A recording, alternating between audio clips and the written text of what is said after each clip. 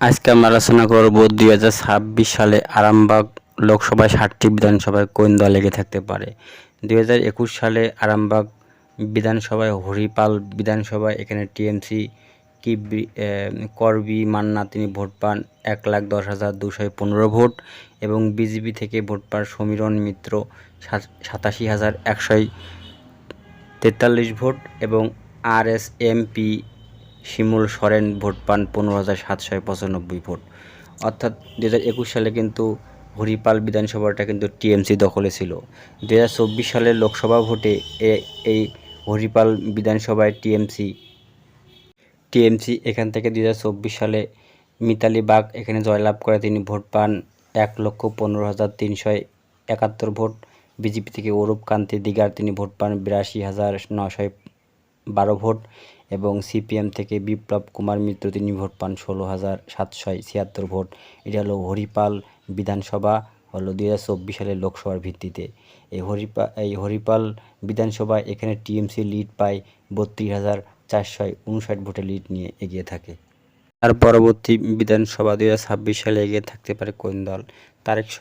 তারেশ্বর বিধানসভা এখানে 2021 সালে টিএমসি রমেন্দ্র সিং রায় তিনি ভোট পান 97,588 ভোট।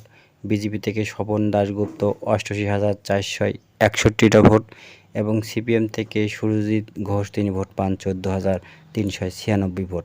অর্থাৎ এই তারেশ্বর বিধানসভায় 2021 সালে কিন্তু টিএমসি জয়লাভ করে এবং 2024 সালে এই বিধানসভায় হলো টিএমসি মিতালি বাগ ভোট পান 97,685 ভোট এবং বিজেপি ভোট পায় অরূপ কান্তি দাস তিনি ভোট পান 86,517 ভোট এবং সিপিএম থেকে বিপ্লব মিত্র কুমার তিনি ভোট পান 15,436 ভোট।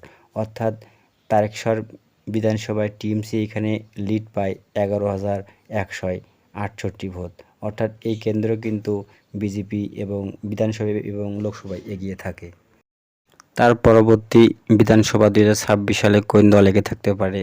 এখানে হলো তার পরবর্তী বিধানসভা পুরুষুরিয়া বিধানসভা। 2021 সালে এখানে বিজেপি হলো বিমল ঘোষ ভোট পায় 1,19,334 ভোট। টিএমসি থেকে দিলীপ যাদব তিনি ভোট পান 91,156 ভোট এবং কংগ্রেস থেকে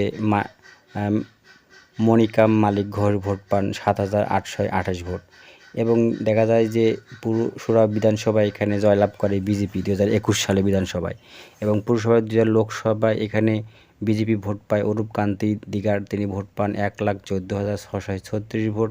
টিএমসি থেকে মিতালি বাগ ভোট পান 91,744 ভোট এবং সিপিএম থেকে বিপ্লব কুমার মিত্র ভোট পান 9,585 ভোট।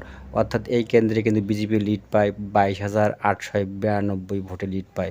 অর্থাৎ বিধানসভা এবং লোকসভা দুইটাতে কিন্তু এই বিধানসভায় কিন্তু এগিয়ে আছে টিএমসি। যদি আমার চ্যানেলটা আপনাদের ভালো লেগে থাকে তাহলে সাবস্ক্রাইব করে রাখবেন। তার পরবর্তী বিধানসভা হলো আরামবাগ বিধানসভা। 2021 সালে এই বিধানসভায় বিজেপি ভোট পায় মধুসূদন বাগ তিনি ভোট পান 1,03,108 ভোট এবং টিএমসি থেকে সুজাতা মণ্ডল খান তিনি ভোট পান 95,936 ভোট এবং শান্তি মোহন মালিক তিনি ভোট পান 14,965 ভোট।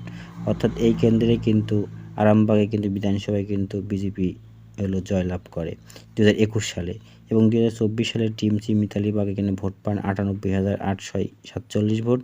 বিজেপি থেকে অরূপ কান্তি দিঘা তিনি ভোট পান 98,301 ভোট এবং সিপিএম থেকে বিপ্লব কুমার মিত্র তিনি ভোট পান 12,846 ভোট।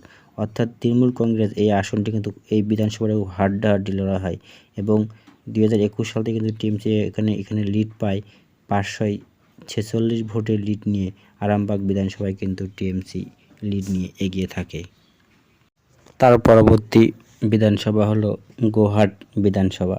এই বিধানসভায় 2021 সালে বিজেপি বিশ্বনাথ কারক তিনি ভোট পান 1,02,227 ভোট এবং টিএমসি থেকে মানস মজুমদার তিনি ভোট পান 98,080 ভোট এবং এআইএফবি শিবা প্রসাদ মালিক তিনি ভোট পান 14,378 ভোট।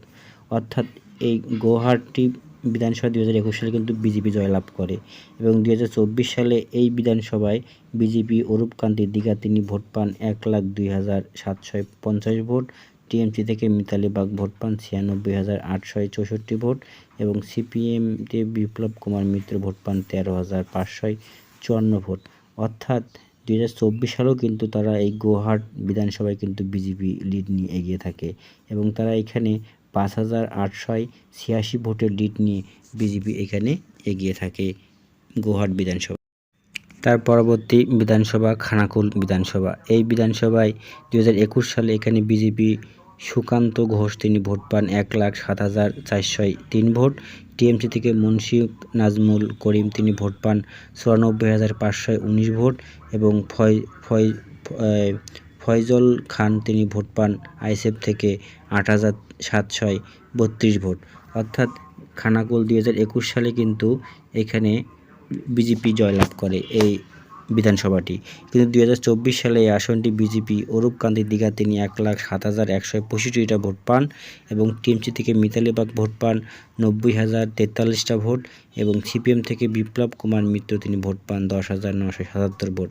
অর্থাৎ এখানে 2024 সালেও কিন্তু এই আসনটি খানাকুল বিধানসভা আসনটি কিন্তু টিএমসি বিজেপির দখলেই ছিল এবং বিজেপি এখানে লিড পায় 17,122 ভোটের লিড নিয়ে কিন্তু এখানে টিএমসি এই বিজেপি এগিয়ে থাকে। পরবর্তী বিধানসভা হলো চন্দ্রকোনা বিধানসভা। এই চন্দ্রকোনা বিধানসভায় 2021 সালের টিএমসি এখানে অরূপ ধারা তিনি ভোট পান 1,21,846 ভোট 2021 সালে এবং বিজেপি ভোট পান শিবারাম দাস তিনি ভোট পান 1,10,565টা ভোট এবং আরএসএমপি এখানে গৌরাঙ্গ দাস তিনি ভোট পান 10,801 ভোট।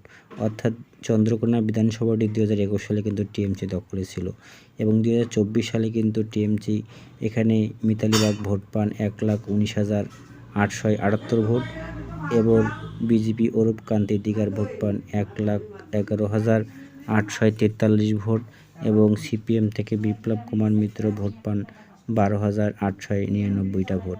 অর্থাৎ চন্দ্রকোনা বিধানসভায় এখানে তৃণমূল কংগ্রেস লিড পান 8,035 ভোটের লিড নিয়ে এগিয়ে থাকে এবং এখানে দেখা যাচ্ছে যে চন্দ্রকোনা বিধানসভা 2021 সালে এগিয়ে ছিল টিএমসি এবং 2024 সালেও কিন্তু টিএমসি এখানে এগিয়ে আছে। এখন দেখা যাক যে এই আসনটি হলো 2026 সালে আসনটি ধরে রাখতে পারবে।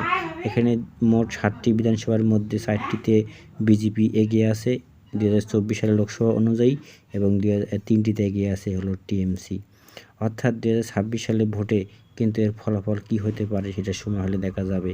এখন আমার যেটা অনুযায়ী এটার তথ্য বা জনমত সমীক্ষা অনুযায়ী কিন্তু এখানে টিএমসি হয়তো 26 সালে এগিয়ে থাকতে পারার সম্ভাবনা খুবই বেশি আছে।